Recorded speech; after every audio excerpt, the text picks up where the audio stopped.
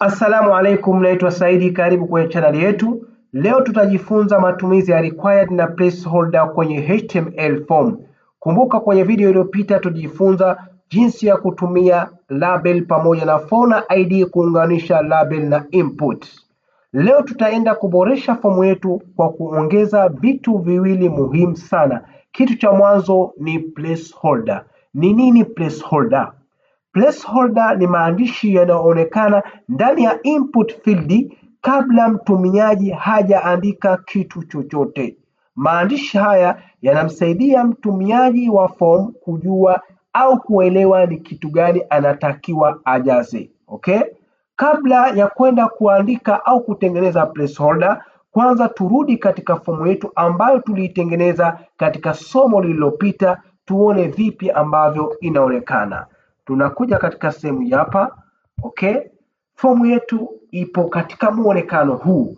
Kama ulikosa somo ambalo tulitengeneza fomu hii, na kusihi usiache kuangalia video hii kwanza kabla ya kuendelea video ya somo hili ambalo tunaendelea nalo siku hii ya leo. Okay. Sasa tuende kuweka placeholder. Kuweka placeholder katika sehemu zako za input ndipo ambapo unaweka neno au hiyo placeholder. Ni hivi unavyoandika placeholder, tunakuja katika sehemu hapa. Okay. Hapa unaandika placeholder. Ukisha kuandika placeholder, katika quotation unaweka lile neno au maneno ambayo unataka yaonekane ndani ya field ya fomu yako. Kwa mfano hapo mimi naweka andika jina. Andika jina. Okay? Na sehemu hii ya email nakuja hapa nasema placeholder, baadaye nasema weka email. Weka email, na sehemu ya chini kabisa hii hapa ya password naweka placeholder, nayo nasema weka password. Password. Okay? Twende katika browser, tunaenda kwa refresh page yetu, tunaona maandishi yamekuja moja kwa moja ndani ya field zetu. Kuna maandishi yamesema andika jina, weka email, weka password. Maandishi haya kumbuka tumesema kwamba yanapotea pale tu mtumiaji wa form anapoanza kujaza. Kwa mfano hapa nikianza kuandika jina Ali. Okay, yale maandishi yamepotea, na sehemu ikiweka email maandishi yale yanapotea, na sehemu hapa nikiweka password maandishi nayo yanapotea. Hivyo ndivyo ambavyo tunaweza kuboresha fomu yetu kwa kutumia placeholder. Kumbuka placeholder inarahisisha mtumiaji wa fomu kuelewa kwa wepesi sana vipi anatakiwa au kipi anachotakiwa kujaza katika fomu ambayo anakabiliana nayo au anaitumia. Okay? Sasa tuangalie kitu kingine ambacho nacho kinafanya fomu yetu iwe madhubuti na iwe bora au kinaboresha fomu. Kitu hicho ni required. Kabla ya kusema required ni nini, na submit hizi taarifa hizi hapa. Baadhi ya hizo taarifa nazifuta, kwa mfano jina nalifuta alafu na submit. Tunaona form imesubmit taarifa pamoja kwamba kuna sehemu sijajaza. Okay. Sasa tuangalie required. Required ni nini? Required ni attribute ambayo inamlazimisha mtumiaji wa form kujaza field kabla ya kutuma taarifa zake.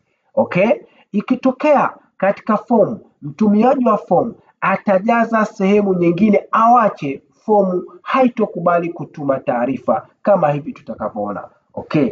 Sasa hapa jinsi ya kuweka required sio tabu sana. Unakuja mwisho tu hapa unaweka neno required. Okay? Na hapa pia tunaweka neno required. Okay? Na pia katika password napo tunaweka neno required. Okay. Tukija kwenye browser sasa tuna refresh page hapa. Tukirefresh sasa tunaenda kuangalia ni vipi inaofanya kazi hiyo required. Okay. Kwa mfano hapo mimi naandika email hapo, najaza admin, alafu password naweka najaza hapo na submit. Angalia kinachotokea.